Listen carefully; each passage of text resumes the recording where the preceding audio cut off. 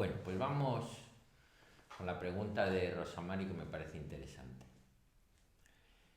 El ¿Por qué de las técnicas? ¿Para qué de las técnicas? ¿Cómo actúan las técnicas? Y en definitiva entender el método que enseñamos y que practicamos. Para eso lo que hay es que además mirar las cosas con un poquito de perspectiva. Estamos acostumbrados a ver el mundo, entender las cosas en lo cercano, ¿no? Por ejemplo, ahora estaba yo con Joana y estábamos mirando lo bien que está la huerta, está todo cuidadín, da gusto verlo, con las mangueras puestas para que llegue el agua aquí, llegue el agua allá, todo bien colocadín, todo verde, florecido. La casa allí con dos niños, uno que viene y otro que ya anda danzando y entonces, bueno, pues ves la familia, ¿no? La abuela, la hija, los nietos, la huerta, la, la bisabuela ya, claro, con la huerta. Y entonces, digamos, entiendes la vida y el mundo en local. Y bueno, me acordaba yo cuando llegué aquí por primera vez que de hecho conté cosas parecidas a las que voy a contar hoy, es decir, simplemente lo voy a repetir, aunque se entenderá de otra manera. Pero Rosa Mari se acordará que me acordaba yo esta mañana con el jamón que fuimos a aquel sitio este que decía el jamón. ¿Tú te acuerdas de esto? ¿O no viniste tú? ¿Tú viniste? No, al macrobiótico este, en Francia. Ah, sí, sí, sí. El jamón que decía, el jamón. Bueno, que ahí no comen ahí. Allí no comía el jamón, sí, yo me iba, yo fuimos a un restaurante, a un sitio macrobiótico, me iba a comer al pueblo, porque aquello era terrible. Comes Por muy macrobiótico que cereales. fuera, ¿no? Me acuerdo que a él le debía de gustar mucho el jamón, porque hablaba del jamón verdaderas barbaridades, y entonces decía, claro que la gente del jamón, claro que le gustaba, y digo, y tanto que le gusta a la gente del jamón. Normalmente sí. Bueno, pues volvemos un poco a lo que estaba diciendo. Y entonces entendemos las cosas en local que tiene su importancia, ¿eh? Porque, por ejemplo, una de las cosas que se aprecian aquí es cómo ha florecido esto, que de hecho yo creo que el único trabajo manual que he hecho en mi vida lo hice en aquel ashram, porque yo no soy de trabajo manual, pero vi que había que darle un impulso a esto. Y eso es ver las cosas en local, pero una de las cosas que hay que ver es también las cosas en perspectiva. Entonces, una de las cosas más importantes de lo que aprendemos es a cambiar de perspectiva. Porque la perspectiva local es necesaria, te quiero decir, porque tenemos un cuerpo y unas necesidades que satisfacer, y por lo tanto es necesaria, pero no es la totalidad, es solamente una parte, que es la más local. Pero nosotros estamos inmersos en este universo, es decir, que un poco la práctica que tú hiciste ayer, tú naces en este universo que es muy, muy grande, es grandísimo. Pensar que hace, yo qué sé, 1000 años, ¿no? Por ejemplo, la gente pues nacía en este universo, claro, miraba al cielo, claro, pues lo veía que era muy grande, pero lo único que se podía imaginar es que, bueno, pues estamos aquí, pues será una cúpula celeste, o sea, vete a saber lo que hay ahí, porque, bueno, pues hace 1000 años, pues joder, pues miraban por lo que veían con los ojos, ¿no? Y con las concepciones que tenían, y entonces, bueno, pues se imaginaban lo que se imaginaban, pero todo el mundo, como seres humanos, tenemos esa experiencia. Llegas aquí, bueno, y estás un ratín, y te vas, y bueno, y en distintos momentos, si vais viendo, pues la gente interpretaba las cosas en función de la localidad, efectivamente, y bueno, tú puedes tener más o menos perspectiva, pero entendéis lo que quiero decir, ¿no? Es decir, que sin embargo, hoy ya, por lo menos como esto estamos en evolución, somos formas de vida en evolución, hoy tenemos bastante constancia de lo grande que es este universo. Miles de millones de estrellas, miles de millones de galaxias, miles de millones, no de billones, miles de billones de planetas. O sea, el tiempo, entonces claro, y tú apareces por aquí, naces y te has dado un paseo por la existencia. Bien. Y entonces, como seres humanos, pues claro,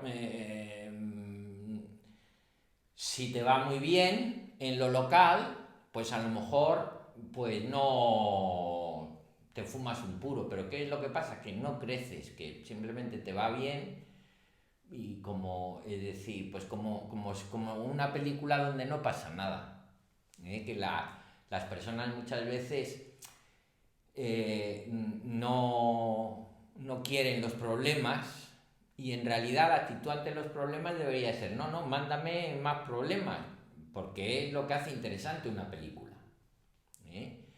Y además es como pues como creces realmente, como empiezas poquito a poco a vislumbrar de qué va todo esto.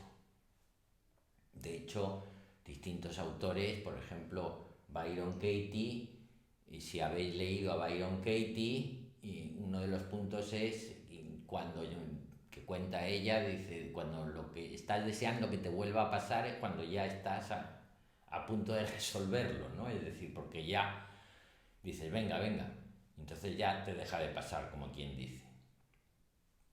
Bien, entonces, ¿qué es lo que pasa? Que nosotros nacemos y estamos aquí, ¿y para qué naces? O sea, ¿qué cojones haces aquí? Bueno, pues desde el punto de vista de lo que conocemos hoy y desde el punto de vista de lo que los místicos de todos los tiempos enseñaron, en realidad, ¿qué es el ser humano? Pues el ser humano es Dios conociéndose a sí mismo. Porque si tú te fijas, es decir, tú eres el resultado del Big Bang. Si todos hemos hecho el ejercicio del hilito, ¿no? Tú sabes lo del hilito, tiras del hilito y están tus padres, tiras del hilito, están los padres de tus padres. Bueno, si tiras del hilito están tus padres, y si tiras del hilito los padres de tus padres, y si tiras del hilito los padres de tus padres. Bien, ¿dónde acaba ese hilito? Sí, porque siempre hay padres. Entonces, ¿dónde acaba? Tú piensas, o sea, estamos en el año 2021, vas tirando para atrás, cada 35 tirones son 1000 años, más o menos. Tiras 35 veces, estás con tus parientes en el año 1000, parientes directos. Tú eres tus tatarabuelos o lo que sea. Tiras del hilito 35 veces más y estás en la época de Cristo con tus parientes directos. Y tiras 35 veces más y estás con tus parientes directos en el año -1000. ¿Qué estarían haciendo? Tiras otra vez 35 veces y estás en el -2000 con tus parientes directos. Parientes directos, vamos, que tienes... Se podría hacer una lidia con los genes de tus parientes, se podría hacer una lidia igual, porque están todos los genes que tú tienes están allí también, ¿sí o no? Que tú eres biólogo. Y siguen, tiras 35 veces más en el año -6000, y menos 7000, menos 8000, menos 10000, menos 20000, menos 30000. ¿Dónde llega ese hilito? ¿Dónde termina? A ver, tú piensas. No sé, pero bueno, por lo que yo sé, ¿no? Pues si ahora estaban antes los dinosaurios, hubo el Big Bang y luego aparecimos, es que no sé. Claro, si tiras del hilito, pues joder, llegará un momento, imagínate que están tus parientes directos, pues justo en la frontera esa de los humanos. Imagínate ya, tu primo es neandertal, tu primo... Claro, es que... No es la hora. Tu primo es uno de la tribu que se fue con uno Y si seguimos Y tú así, tienes ¿qué un vamos a pelín, hacer? un pelín de Neandertal, tienes tú ya. Es tuyo. Muy adentro. Y muy luego, adentro. pero tienes un primo segundo que es Homo erectus. Microorganismo. Pero claro, y sigues tirando, ¿y qué haces? Te haces el camino de la evolución al revés. ¿Sabes? Lo de la evolución lo has estudiado, ¿no? Sí. Y entonces, bueno, pues luego están tus parientes monos y tus parientes directos, porque los hijos de los hijos de los hijos estás tú. O sea, son parientes directos. Y entonces vas tirando, haces el camino de la evolución al revés y empieza el Big Bang. De hecho, todavía tenemos Y tú fíjate, tú eres un producto del Big Bang y el Big Bang genera un producto con conciencia. Claro que de nada no puede venir algo, pero bueno, genera un producto con conciencia que se conoce a sí mismo, porque ¿quién conoce el Big Bang? ¿Quién conoce el Big Bang? El Big Bang no se conoce a sí mismo, Eso es lo que conoces no entiendo. tú. Eso no entiendo. Me cuesta entender. ¿El Big Bang se conoce a sí mismo? No, No. ¿Quién conoce al Big Bang? no sé. Tú.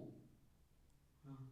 Joder, tú, te lo Pero- ponen en la tele, Porque nos lo han Sí, explicado. claro. te lo ha explicado. Sí. Bien, te lo puedes imaginar y te ponen imágenes y hay telescopios y hacen fotos. De hecho, ahora han lanzado el James Webb que va a hacer fotos del Big Bang porque ya lo han hecho suficientemente potente. O sea, que es que lo puedes fotografiar porque está ahí, está todo en la memoria del universo. Y entonces tú o el ser humano, si quieres, es el que conoce el Big Bang. Luego el Big Bang, para conocerse a sí mismo, genera un producto que es el ser humano. Esto contado así ¿se entiende? Contado así. A ver, ¿no lo entiendes? Sí, lo que no entiendo es que el Big Bang no se conoce a sí mismo, pero Bueno. que acaba conociéndose a sí mismo. Bueno, el Big Bang, claro, ¿cómo se va a conocer a sí mismo el Big Bang si todavía no se ha expresado? Vale. Tú para conocer tiene que haber un punto de referencia y por lo tanto una expresión. Sin expresión no te puedes conocer. Ah, vale, entonces genera un producto que Entonces, somos nosotros. exactamente. Antes del Big Bang, que es la típica pregunta que le hacen a los físicos y ahí se quedan todos en el... Pues antes, bueno, la respuesta general es no había tiempo, por lo tanto no había un antes.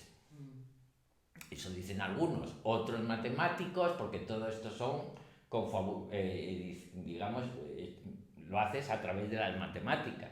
Los matemáticos tienen otras teorías. Pero bueno, en definitiva, había algo, es decir, como hay algo expresado, tiene que venir de algo no expresado. Y de hecho, las observaciones, si quieres, hablando en términos actuales, lo confirman. La realidad observada te confirma eso, que algo que no estaba expresado se expresó. Y a través de su expresión es como se puede conocer a sí mismo. Vale.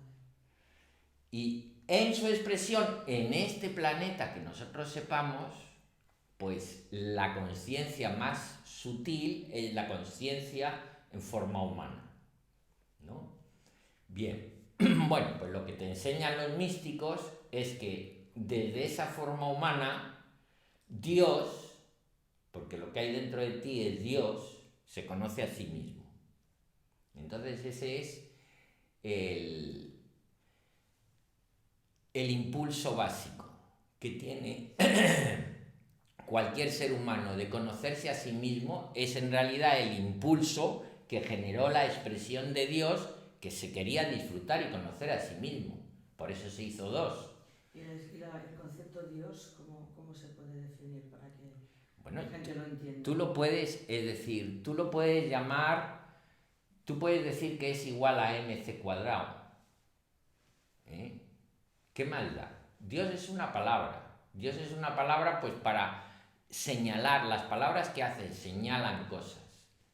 La palabra manzana no es una manzana, señala a las manzanas.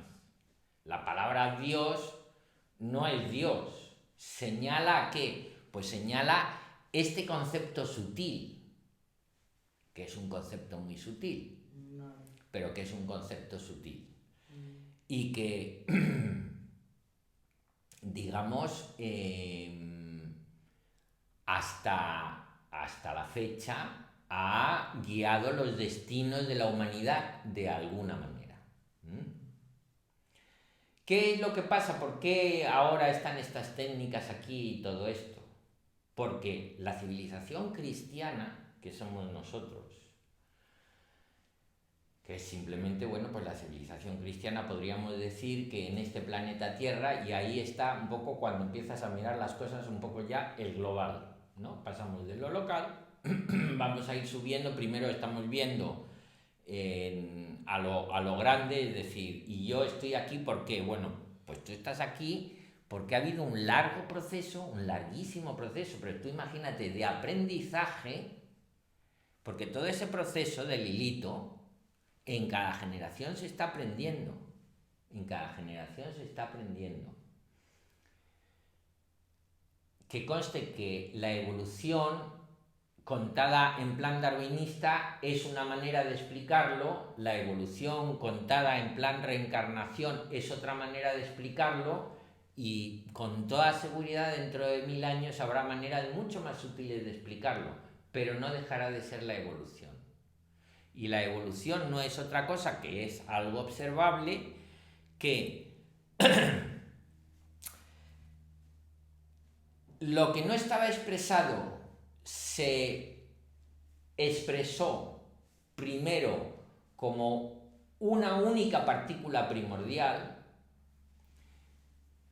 y esa partícula primordial, si quieres, la puedes poner en el hidrógeno, por ser el primer átomo que hubo, y que después del Big Bang lo único que había era hidrógeno. Lo puedes poner en el hidrógeno o lo puedes poner en la subpartícula que te dé la gana. Al final es una partícula primordial que contenía en la semilla de esa partícula, en las características de esa partícula, que digamos que el 1 se hizo 2, se hizo partícula, y esa partícula se multiplicó y se replicó a sí misma miles de millones de veces, que son los miles de millones de átomos de hidrógeno que saltaron al espacio, y entonces esa partícula empezó a tener experiencias, esa partícula de conciencia, si quieres, que tenía en su estructura, en su E igual a mc cuadrado, en la fórmula, si quieres, mágica que define su funcionamiento y que incluye la capacidad de replicarse a sí misma y la capacidad de interaccionar con otra y producir cambios. Son las dos cosas básicas que, de acuerdo a las tradiciones clásicas filosóficas de la India, son sattvas, rayas y tamas, son las tres fuerzas que definen, con las que se define el resto de las formas. Y entonces, pues esa partícula empezó a tener experiencias, y según iba teniendo experiencias iba acumulando información.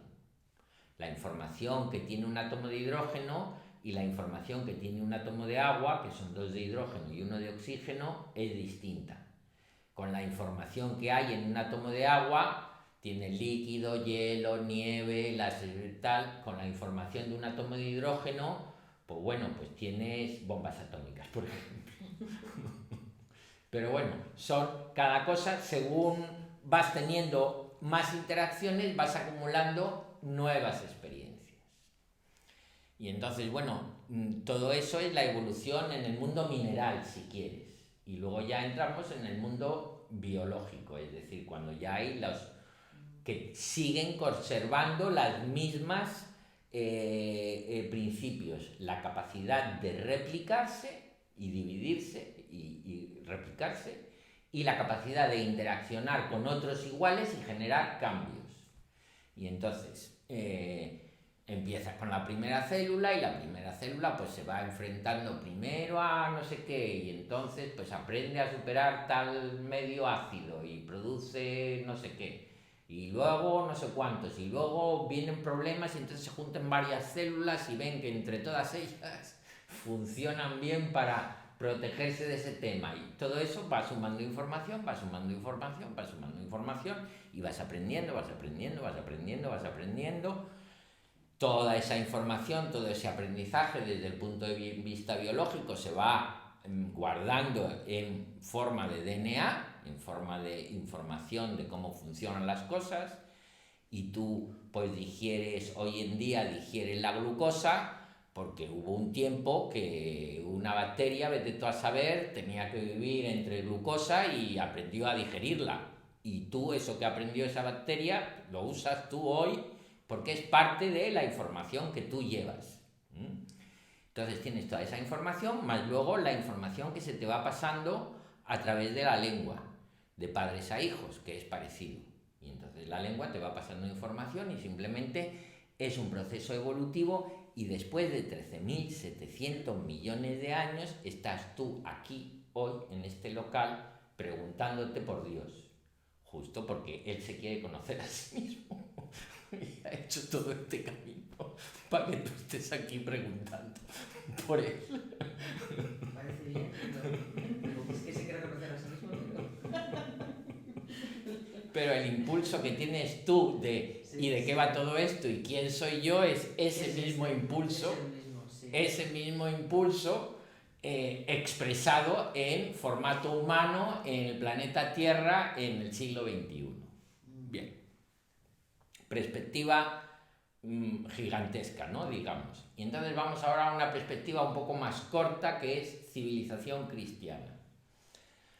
La civilización cristiana, que es a la que pertenecemos, bueno, pues está basada en las enseñanzas de Jesús, ya lo dice, que viene de las enseñanzas semíticas de la Torá y de los judíos, y de las que salen las de Jesús y los musulmanes, digamos, la civilización, si quieres, semítica, que es desde el Medio Oriente hacia Occidente. Y luego podríamos decir que luego están las civilizaciones orientales, porque hay claramente esa dualidad Oriente-Occidente. La civilización cristiana en el siglo XVII comienza la Ilustración. Comienza la Ilustración, comienza el desarrollo de la ciencia, de la lógica. En el siglo XVIII ya Darwin es del 19, no, 1800. Pero vamos, entre el 17 y el 19, pues está Newton, la Ilustración, la lógica, Nietzsche y el fin de Dios. Y tiene sentido porque realmente la Iglesia se había quedado sin contenido. Y entonces, bueno, pues empiezan a hacer, es decir, la búsqueda del quién soy yo, pues entonces aparece Freud, aparece la psicología, aparece, digamos, se buscan explicaciones alternativas. Darwin con la evolución, Freud, la psique, el subconsciente, hablamos del subconsciente por primera vez, aquí en Occidente no se hablaba del subconsciente o del inconsciente, aunque es un término común de Oriente, aquí era una cosa como que no, el tema de la mente, bueno, pues, y entonces surge la Ilustración. Surge la Ilustración y como consecuencia de la Ilustración, literalmente los hombres se olvidan de Dios. Se creen todopoderosos y creen que pueden hacer la civilización cristiana, y creen que pueden hacer de su capa un sayo. De hecho, hacen de su capa un sayo.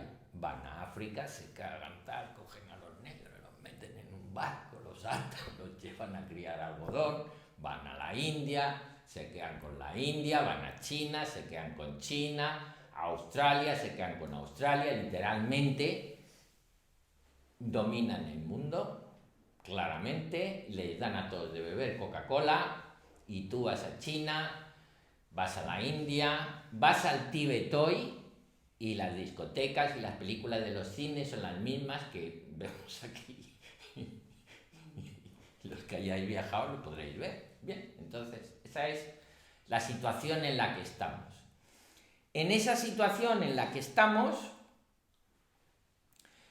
Pues ¿qué es lo que pasa cuando los hombres se olvidan de Dios? Pues cuando los hombres se olvidan de Dios, Dios, de alguna manera, o los grandes sabios, o la sabiduría, de alguna manera le vienen a recordarle al hombre que Dios existe. Y entonces esto empieza realmente en el siglo XIX, también en el 1800, y empieza una penetración de el Oriente en Occidente. Y esa penetración del Oriente a Occidente empieza con, de hecho, el primero es Vivekananda. Vivekananda es discípulo de Ramakrishna, y Ramakrishna es un personaje que vive a principios del 1800, pero que está muy relacionado con Rabindranath Tagore, es decir, este era literalmente no sabía ni leer ni escribir, te quiero decir que era analfabeto. Ramakrishna era un santo, pero era analfabeto. Vivía, no sé qué conocéis de Ramakrishna, ¿habéis leído el Evangelio de Sri Ramakrishna? Pues lo aconsejo, os lo aconsejo porque te transporta a cómo era en aquellos tiempos la relación con un maestro espiritual de un grupo de discípulos que pasaban por allí, y está relatado por uno que iba allí y que pues mantuvo un diario. Pues hoy ha venido no sé quién, y hoy ha venido Rabindranath Tagore y le ha preguntado tal, y el otro ha dicho cuál, y luego hemos estado bailando. Ramakrishna, para que os hagáis una idea, porque nosotros interpretamos a los santos siempre como si fueran así santos. Ramakrishna era bastante gay, se disfrazaba de mujer, se consideraba, bueno, era la hostia, o sea, muchos se asustaban de él. Andaba fumando todo el día de la juca esta, bueno, pues como vivían los indios, estos los sadhus. Pero entre sus discípulos está Vivekananda, que Vivekananda, ¿habéis oído hablar de él? No, por nombre. Por nombre, ni habéis leído nada. No, yo he leído esto porque he leído otras cosas. Hombre, pues todo no da tiempo a leer. son libros aconsejados en esta organización de siempre. ¿Qué pasa? ¿Tú no les dices de Vivekananda ni nada nunca? No, los libros. Bueno, a ver, vamos a ver. a Ana seguramente que se lo he dicho. Bueno, Pero son libros a Lidia- interesantes de leer porque realmente Ramakrishna no sé si está otra vez enlazan publicado. con lo que estáis aprendiendo aquí. Porque de ahí viene Guru Raj, te quiero decir, de esa mismísima tradición. Sí, no, he leído cosas, pero no esos autores. Bien, bueno, pues entonces Vivekananda viene en el 1800 largos, 60 o 70, a Estados Unidos, y va la primera feria internacional que se hace, que es la Feria Internacional de Chicago. Bueno, le llevan allí, total, que bueno, le llevan allí como... hicieron un parlamento de las religiones, todas las religiones cristianas, o sea, pensar, 1800 y pico, Reina Victoria, Imperio Británico, Estados Unidos, dominio total del mundo, la civilización cristiana todavía existía, o la esclavitud acababa de dejar de existir, te quiero decir, la guerra civil y de por aquella época, te tienes que situar en el tiempo, es decir, todavía había muchas personas que lo de que no hubiera esclavos le parecía mal, así que, y entonces hicieron este Parlamento de las Religiones, cuyo objetivo era mostrar al mundo la superioridad de la religión cristiana frente a todas las religiones. Y entonces pues llevaron allí del Imperio Británico pues todo tipo de sacerdotes, pero los llevaban como si fueran, pues no sé, pues el típico negro de una tribu, de una tribu de Zulus, que era pues de lo que fuera, y este de aquí, este de allá. Y a este monje le llevaban pues como un monje de la India, como, bueno, estos de la India, ¿no? Con los turbantes y con las cosas. Y le llevaron con ese con esa poco, como algo que iban a utilizar como ejemplo de que eso no era, ¿no? Y entonces dio un discurso que se hizo muy famoso, que se conoció en todo Estados Unidos porque salió en toda la prensa, que es su alocución al Parlamento de las Religiones, donde empieza diciendo, amados hermanos y hermanas de América, ¿no? Que está grabado esta y entonces se produce un aplauso, ¿no? Porque debió de captarle, ¿no? Vivekananda es que era muy bueno. Y entonces Vivekananda hace ahí una exposición y a partir de ahí le empiezan a llevar por todas las universidades y por todo Estados Unidos, y es por primera vez se empieza a hablar del yoga, de la meditación, justo en esos tiempos, y entonces empieza un movimiento de penetración del yoga que luego continúa con Yogananda, y luego ya en el siglo XX, a finales del siglo XX, pues ya aparecen todos estos maestros que van desde Muktananda, Maharishi Mahesh, el de los Beatles, Maharaji, otro que era el niño Dios, el Rajneesh, que luego le llamaron el Osho, y entonces viene un tropel de gurús donde hay de todo, pero digamos un montón de maestros orientales explicando la meditación y el yoga y un poco volviendo a traer al mundo, pues eso, ese cambio de perspectiva, que está lo local, que no eres Dios, porque si te crees Dios te pasa lo que nos está pasando, que te acabas con el planeta, que dejas de respetarlo. Vamos, te crees Dios en el sentido de te olvidas de Dios, no que no lo seas, sino que te olvidas de eso, de que estás, de que eres, está todo en ti, pero tienes que hacer, pero todo está dentro de ti y todo alrededor de ti, por lo tanto el otro está también alrededor de ti, aunque esté también dentro de ti. Si te olvidas de eso, y con todo el know-how que hoy en día tiene el ser humano, pues somos un peligro para el propio planeta, para nosotros mismos, como se está demostrando. Sí, sí. Es decir, y entonces esto pues requiere un cambio y requiere una reexplicación de lo que es la espiritualidad. Y entonces en ese proceso de que se requiere una reexplicación de lo que es la espiritualidad y ponerlo en un formato adaptado al momento presente y que dé claridad y una herramienta adecuada a la gente para encontrar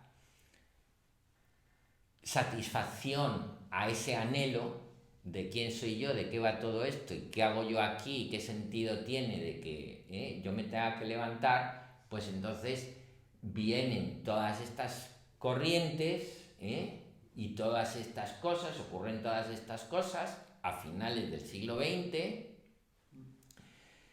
y ahora pues lo que hay es todo eso que ha quedado, pues ha dejado, digamos, ha quedado pues entonces tienes todas las versiones budistas, las versiones no sé cuánto, el no sé qué, el que se aproxima por esta esquina, el que se aproxima por el no dualismo y tal. Hay bastante confusión, y bueno, pues nosotros simplemente somos la organización que representa las enseñanzas de Guru Ras, que lo que hacen las enseñanzas de Guru Ras es realmente poner claridad en toda esta confusión, y podréis creerme o no, pero son las que prevalecerán a lo largo del tiempo. Y ahora ya vamos a por qué las técnicas y para qué se hacen y qué sentido tiene todo esto.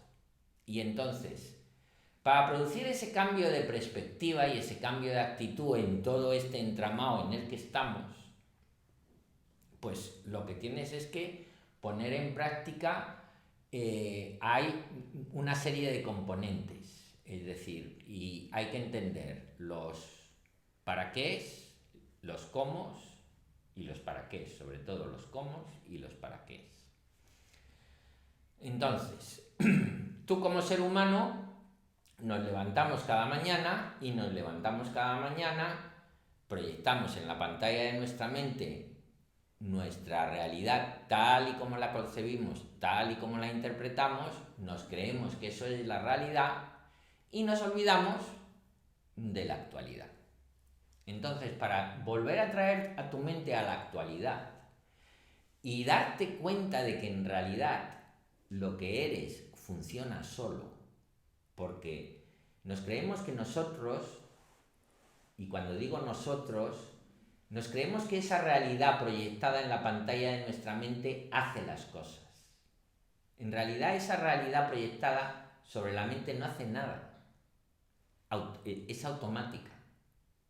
Y si la dejas ser, si tú simplemente aprendes a fluir sin tenerla en cuenta, lo que se expresa es esa individualidad por sí sola, sin que tú te tengas que andar preocupando de cómo expresarla y de cómo protegerla. Y entonces, para llevar a la mente a esa actualidad hay que desarrollar toda una serie de cosas. Primero, tienes que desarrollar la capacidad de que la mente se concentre de forma natural, de que tu mente pueda estar pelando patatas y esté pelando patatas, estar haciendo un email y estar haciendo un email. Y entonces utilizamos para eso técnicas. Y por ejemplo, el Tratak es una técnica que se utiliza para eso y que es muy importante. Produce cambios muy sutiles porque a base de centrar la atención en este punto, es como hacer un masaje sutil, es decir, además del cuerpo físico, tú imagínate que tenemos el cuerpo físico y el cuerpo sutil. El cuerpo físico es, por entendernos, los músculos, los huesos, y el cuerpo sutil es el sistema nervioso central, que es como el cuerpo físico, pero de corrientes. Son corrientes eléctricas, se podría decir, ¿eh? Entonces tú coges el sistema nervioso central y te sale un cuerpo perfecto, o sea, con los dedos, con todo. Allí donde tengas sensación hay neuronas, hay nervios. Entonces tienes un cuerpo perfecto y ese es el cuerpo sutil. Y el cuerpo sutil son corrientes que están funcionando. Y el cuerpo sutil incluye toda la información que hay en la mente. La mente, el cerebro, en realidad, tal y como funciona esto, el cerebro no es que la mente esté en el cerebro capta la mente. La mente es información. No falta mucho, y esto lo digo como profecía, fíjate, no falta mucho para que la ciencia, porque están a punto, empiece a captar el campo vibratorio donde está la mente. Es decir, ¿eso qué quiere decir? Que cuando descubra ese secreto, la ciencia, porque es como el esoterismo en realidad es la ciencia, descubrir secretos de la naturaleza, fuerzas de la naturaleza y adquirir el poder que eso te da, pues podrán hacer pensar a la gente, podrán actuar en ese campo y actuar sobre la gente. Es decir, que eso, y no le falta mucho, cuando digo mucho, 5 décadas, 6 décadas, 7 décadas, pero ya están haciendo hipótesis y están intentando calcularlo, a ver eso cómo se puede comer, ¿no? De momento están mapeando el cerebro muy bien y están viendo cómo funciona el receptor, que es el aparato de televisión, ¿eh? Entonces el aparato de televisión, las imágenes no están en el televisor, pero a base de estudiar el receptor puedes llegar a hacer ingeniería inversa, ¿no? Y decir, y esto, si se activa esto, y esto está vibrando en este microtúbulo y tiene este comportamiento cuántico, que es precisamente lo que están mirando, y esto tiene que ver con esto, ¿y esto dónde vibra? Y entonces, bueno, pues es cuestión de tiempo para que lo encuentre. Bien, bueno, pues en todo esto, claro, en esta situación donde el ser humano desarrolla tanto la mente, una de las cosas que hay que hacer es desarrollar el corazón, porque la mente sin corazón es un peligro total. Y precisamente la esencia de todas las distintas técnicas de meditación, movimientos que hay, la esencia de todas ellas está desarrollar el corazón. Lo pueden hacer mejor, lo pueden hacer peor, pueden ser más conscientes, menos conscientes de ello, pero todas, si vas al budismo, al final es la compasión. Y si vas al cristianismo, al final es el amor. Y así sucesivamente. Porque lo que tienes es que desarrollar el corazón. Ten en cuenta que el sentimiento del amor y el amor está desprestigiado, como la palabra Dios. La gente, si le dices que la ciencia lo dice, dice tal. Si dices que es por amor, dice, bueno, el amor tal. Está desprestigiado el amor. Y entonces, bueno, pues al final, como se trata de abrir el corazón y se trata de traer a la mente a la actualidad, pues tienes que tocar muchos palillos. Tienes que tocar el Tratak, y volvemos al Tratak, al cuerpo sutil y a la interrelación que se produce entre el hemisferio derecho y el hemisferio izquierdo. Porque el hemisferio derecho te conecta, es decir, todo lo que ha pasado desde que comenzó el presente ciclo del universo hasta el momento presente, está en la memoria y puedes acceder a ello a través del hemisferio derecho. El hemisferio izquierdo, por otro lado, te controla lo local, la ciencia y logos. Y entonces, una de las cosas más importantes que hacen falta en estos momentos, que es aumentar la conexión entre el hemisferio derecho y el hemisferio izquierdo, el Tratak es una técnica que es el efecto que tiene, uno de los efectos más importantes que tiene, además de la capacidad de concentrar la mente y de mantener a la mente focalizada, es el desarrollo de las capacidades intuitivas de la mente, pero sobre todo la activación del hemisferio derecho de la mente que está desactivado o desprestigiado o que siempre se le echa de menos, ¿no? Entonces, una de las principales razones del Tratak. Bien, el mantra. El mantra es el ritmo de la vida, es el oído, es la música. El Tratak es la vista y el mantra es el oído. La vista tiene que ver con la comprensión, la intuición, el ver y comprender. Cuando tú comprendes algo dices, ya lo veo.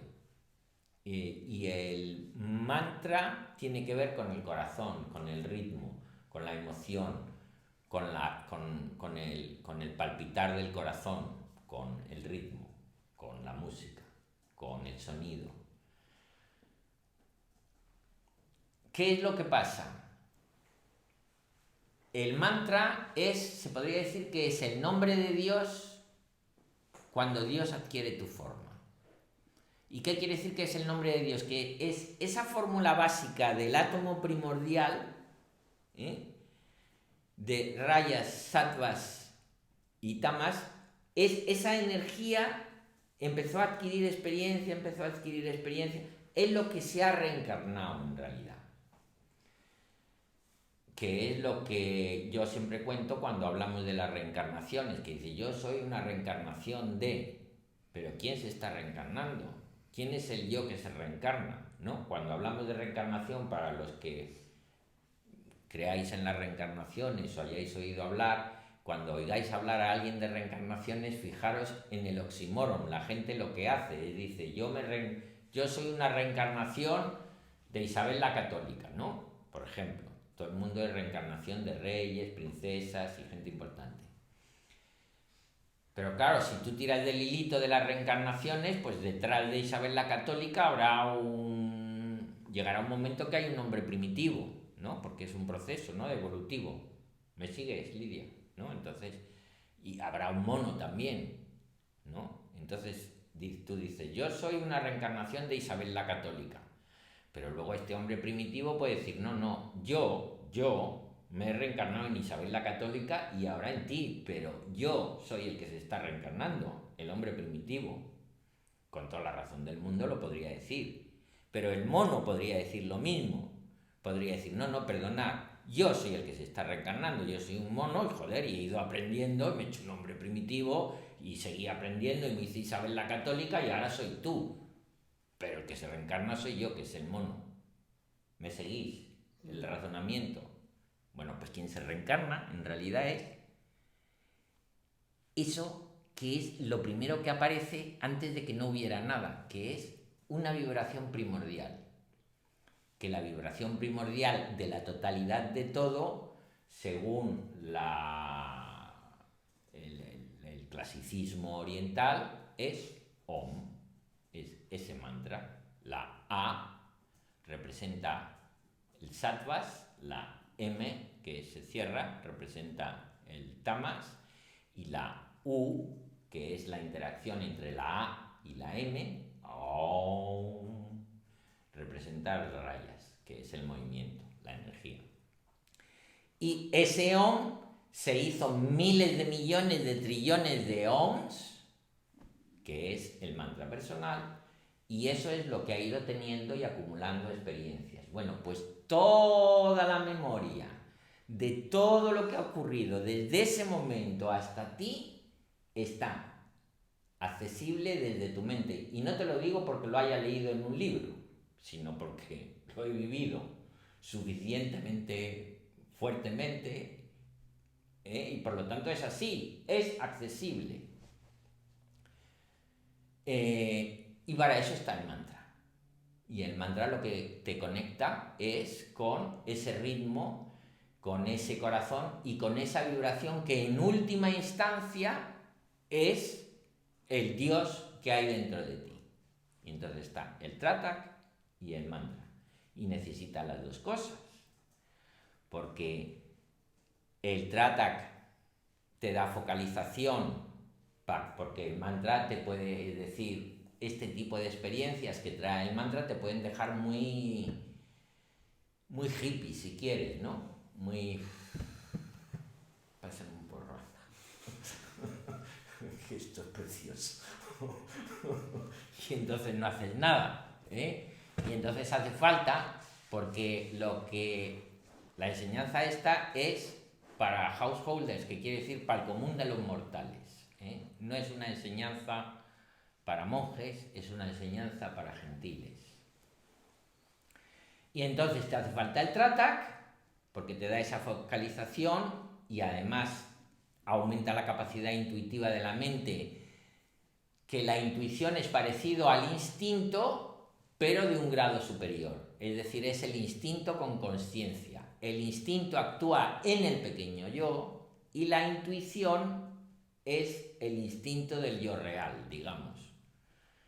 Entonces, el instinto rige los procesos donde tú, lo que proyectas en la pantalla de tu mente por la mañana, el instinto te hace protegerlo, o sea, estar seguro de que está protegido y perpetuado. Sobrevivir, quieres sobrevivir, tú proyectas esa realidad en la pantalla de tu mente, cada uno lo hacemos, y el instinto quiere que esa proyección sobreviva, que no muera, la identidad no lo puede abandonar, y se perpetúe a sí misma. Y ese es el instinto. La intuición sustituye al instinto y la individualidad en la que vives se expresa, pero regida por la intuición en vez de por el instinto. Y la intuición simplemente es una expresión de la consciencia. Es una expresión del ver y entonces ves, la intuición te hace ver y entonces dices, ya lo veo que es por ahí. Y si te preguntan por qué, eres capaz de razonarlo, pero lo ves antes de razonarlo. Y eso es la intuición. Es decir, la intuición no niega la razón. El instinto, la mayor parte de las veces. Y entonces, pues hace falta el tratak y hace falta el mantra. Bien. Además, hace falta llevar las cosas a la práctica, es decir, además hace falta integrar en las acciones, hace falta lidiar y limpiar la mente y, lo más importante, hace falta desarrollar la devoción, porque sin devoción, sin amor, sin que te devociones a Dios, ¿cómo te vas a olvidar de ti mismo? Que me lo explique alguien. ¿Cómo te puedes olvidar de ti mismo sin Dios? No puedes, porque te vives como un ente separado, distinto. Y desde ese punto de vista siempre hay un otro, y entonces mientras el otro no sea Dios, simplemente es un enemigo, literalmente. Entonces, darte cuenta de que Dios te ama, tú fíjate, la tontería de las iglesias de toda la vida, es muy importante. Y todo eso son las prácticas que hacemos del Bhakti Yoga. Jnana Yoga. Jnana Yoga en última instancia es discernir entre lo que es real y lo que es irreal. Es decir, discernir entre lo que yo proyecto en la pantalla de mi mente y sin decirlo lo considero real y lo que realmente es real, que es la existencia. Guru Raj solía decir, con una arcilla puedo hacer un elefante o puedo hacer un plato. ¿Qué es real? Real es el elefante y el plato que hago. ¿Qué es lo verdadero? ¿Qué es lo auténtico? ¿Qué es lo que hay? ¿Qué es lo que existe? La arcilla, con lo que haces elefantes y platos. Bueno, pues esto es la arcilla con lo que tú construyes los elefantes y los platos de los que está formada tu vida. Y los elefantes y los platos de los que está formada tu vida los has construido tú. Y lo mismo que los has construido, los puedes reconstruir, remodelar o simplemente trascender. El Jnana Yoga implica también limpiar la mente de tonterías. Porque el Jnana Yoga implica ese trabajo y es el trabajo más árido y más duro de mirar las cosas que piensas y decir, esto que estoy pensando, no. Jnana Yoga. Jnana quiere decir discernimiento. Jnana quiere decir discernimiento. Karma quiere decir acción. Karma yoga, llegar a la unión a través de la acción. Jnana quiere decir discernimiento. Jnana yoga unión, llegar a la unión a través del discernimiento. Bhakti significa devoción. Bhakti Yoga significa llegar a la unión a través de la devoción.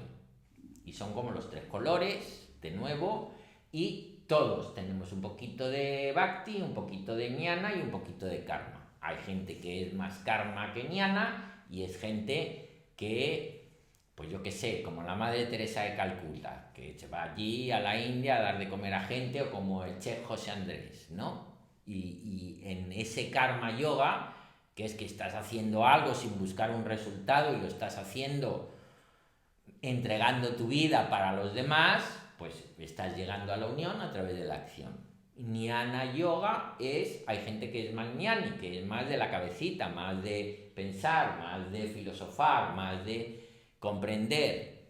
Y entonces el Jnana Yoga, que es un camino árido y que todos tenemos que pasar, es el camino de que mira los pensamientos que uno tiene y se pregunta, ¿esto que estoy pensando es verdad?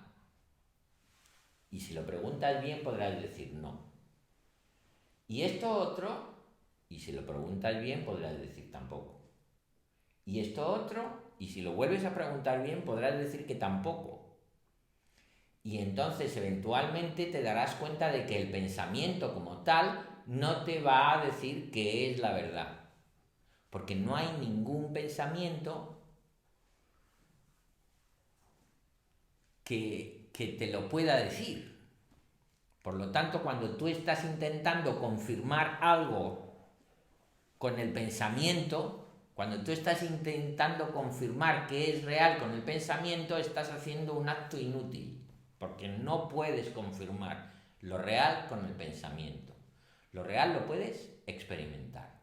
Lo real con R mayúscula, no realidad como realidad proyectada, sino lo real como lo actual, para entendernos, lo que existe, el palpitar. Tú ten en cuenta que la existencia es que ahora mismo, en este mismo instante, está existiendo, todo está palpitando. Esto está existiendo ahora y esta existencia es eterna.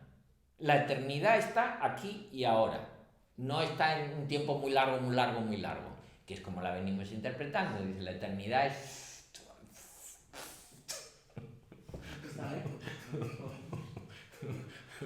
es como larguísima, larguísima. ¿Eh? No, la eternidad, esto es